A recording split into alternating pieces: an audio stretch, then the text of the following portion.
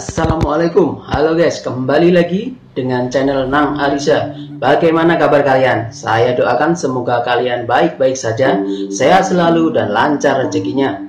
Kali ini saya akan menceritakan tentang alur cerita film horor Indonesia yang lagi viral banget. Iya guys, bener banget, KKN di Desa Penari.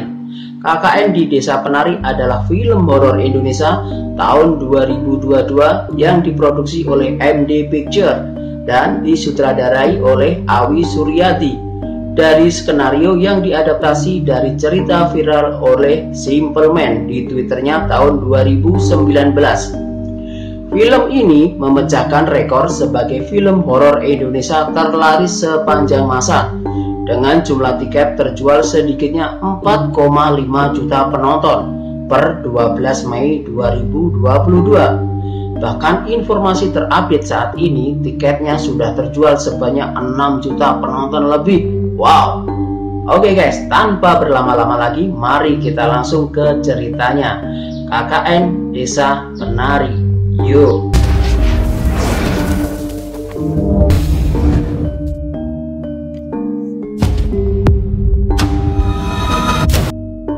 Film ini menceritakan tentang 6 mahasiswa yang tengah akan menjalankan proker KKN mereka. Kita kenalan dulu aja ya. Ini yang pakai jilbab namanya Nur, Ayu, Widya, Bima, Anton, dan juga Wahyu. Sebelum memasuki desa, Nur melihat ada seorang kakek misterius yang selalu menatapnya, seolah-olah memberikan isyarat agar Nur tidak memasuki desa tersebut. Desa ini masih sangat terpencil. Mobil pun belum bisa mengakses desa ini, sehingga mereka masuk ke desa hanya bisa dengan menaiki sepeda motor. Di pertengahan jalan, Widya mulai mendengar suara-suara aneh. Suara itu seperti alunan gamelan Jawa. Selain itu, Widya pun melihat ada seorang penari sedang berdiri di antara pepohonan. Keanehan di desa ini pun tidak hanya dirasakan oleh Widya. Nur merasakan hal yang sama. Dia selalu merasakan berat di pundaknya. Selain itu, Nur melihat ada sosok besar hitam dengan mata merah menyala yang selalu mengawasinya.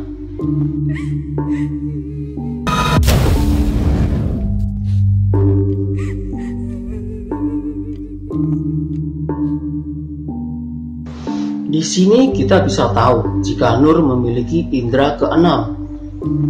Kemudian mereka berkeliling bersama pemimpin desa ini, yaitu Pak Prabu. Pak Prabu pun memperlihatkan mereka kepada sebuah tempat bernama Tapak Tilas. Tempat itu ditandai oleh gapura yang sekitarnya banyak sesajen dan ada janur kuning. Pak Prabu memperingatkan agar jangan ada siapapun yang memasuki Tapak Tilas. Hari demi hari mereka lalui. Tapi seperti yang kita tahu, gangguan tidak henti-hentinya muncul. Ternyata setelah diterawang oleh Mbah Buyut, sesepuh di desa itu, Nur dan Widya ternyata memiliki darah hangat, yaitu darah yang sangat disukai oleh para kaum jin. Hal ini dibuktikan dengan mereka yang merasakan kopi hitam pekat, tapi mereka malah merasakan sangat manis. Padahal jika orang-orang normal merasakan kopi tersebut, pasti akan merasakan sangat pahit, bahkan seperti jamu. Tanpa mereka sadari, ada sosok gaib bernama Badarawi yang sedang mencari mangsa.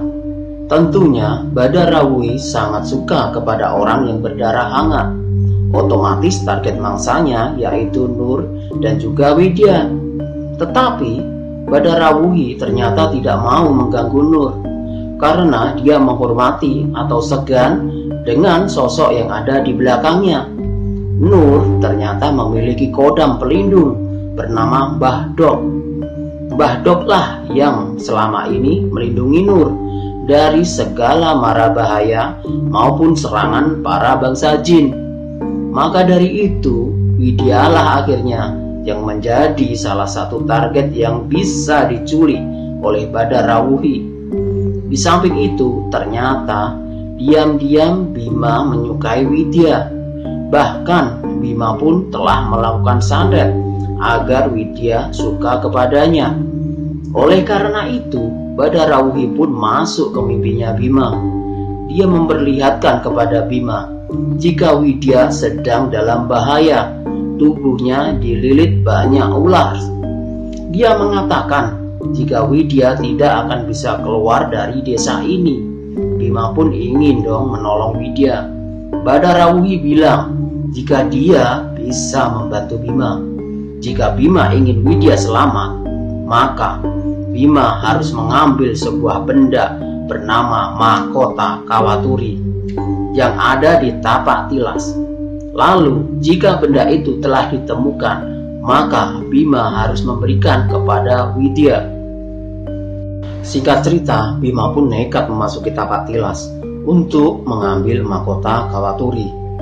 Dia pun meminta tolong kepada Ayu untuk memberikan Mahkota Kawaturi tersebut kepada Widya. Tetapi Ayu yang sebenarnya juga suka kepada Bima tidak menjalankan apa yang Bima perintahkan.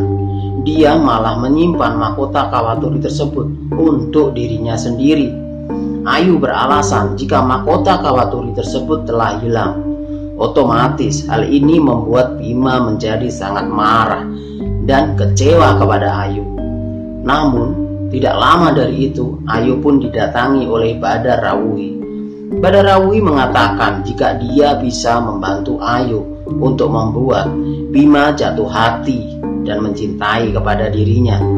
Badarawuhi pun memberikan selendang hijau kepada Ayu. Selendang ini mempunyai kekuatan magic yang mampu memikat siapapun yang kita inginkan. Akhirnya Ayu pun memikat Bima dan mengajak Bima masuk ke tapak tilas. Di sana terjadilah ahem-ahem di antara mereka berdua. Namun Bima tidak sadar saat adegan tersebut karena dia dalam pengaruh hipnotis selendang tersebut. Bima sudah melakukan perjanjian dengan Badarawuhi agar Widya selamat. Perjanjian tersebut adalah setiap malam dia harus ke tapak tilas dan bersetubuh dengan Badarawuhi. Di suatu malam, Widya pun mengikuti Bima ke tapak tilas. Dia terkejut melihat Bima sedang berendam bersama ribuan ekor ular. Dan katanya semua ular itu asli guys, bukan efek CGI. Wow, pro banget. Ketika sedang mengintip Bima, Widya pun terciduk oleh Badarawuhi dan masuk ke alam gaib, di mana dia menyaksikan sendiri Ayu dipaksa menari erotis untuk menghibur para memeti penunggu hutan yang berwajah buruk rupa. Ayu harus melakukan itu terus-menerus tanpa berhenti. Ternyata Ayu kini menjadi Dawuh alias budak penari di bawah Badarawuhi. Sekarang Ayu akan menggantikan Badarawuhi menari untuk menghibur para warga-warga gaib di desa penari tersebut. Untuk mengatasi masalah tersebut, mereka para peserta KKN meminta pertolongan kepada seorang dukun sekaligus sesepuh di desa tersebut, yaitu Mbah Buyut. Mbah Buyut mampu berubah wujud menjadi anjing dan bisa masuk ke alam lain, sampai bisa menemukan Widya di alam lain desa penari. Widya ini sebenarnya sangat ingin menolong Ayu, tetapi dia tidak bisa. Akhirnya dia memutuskan untuk menghampiri anjing tersebut, kemudian pergi dari sana mengikuti jejak anjing tersebut atau Mbah Buyut.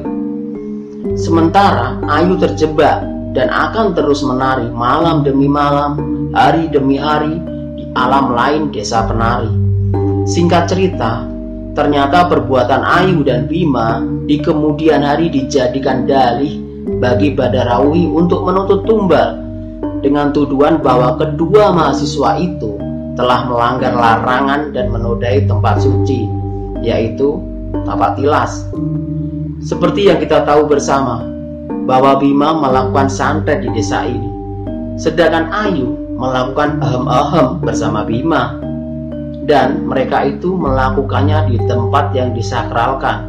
Iya, benar guys, di tempat yang bahkan orang luar untuk masuk saja dilarang. Akhirnya, semua itu membuat jiwa Ayu dan Bima terjebak di alam lain untuk menebus semua dosa-dosanya. Menurut kabar, setelah semua kejadian itu, dan setelah semua mahasiswa itu pulang, 4 hari setelahnya Bima meninggal dunia.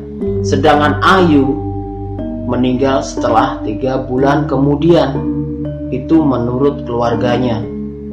Bagaimana guys menurut kalian? Serem dan menegangkan? Jika kalian penasaran, bisa menonton di bioskop-bioskop kesayangan kalian, karena menurutku film ini keren banget. Oh iya, jangan lupa bantu aku untuk terus bisa mereview film-film horor lainnya dengan share ke teman-teman kalian. Jika kalian suka video ini, like video ini, dan jangan lupa subscribe. Nyalain juga tombol loncengnya, biar kalian gak ketinggalan update video berikutnya. Kalian juga bisa komen di bawah atau DM di sosmed lainnya yang udah aku sertakan linknya di deskripsi di bawah guys, untuk request film yang ingin aku bahas. Oke guys, cukup segitu saja dari aku. See you in the next video. Bye bye.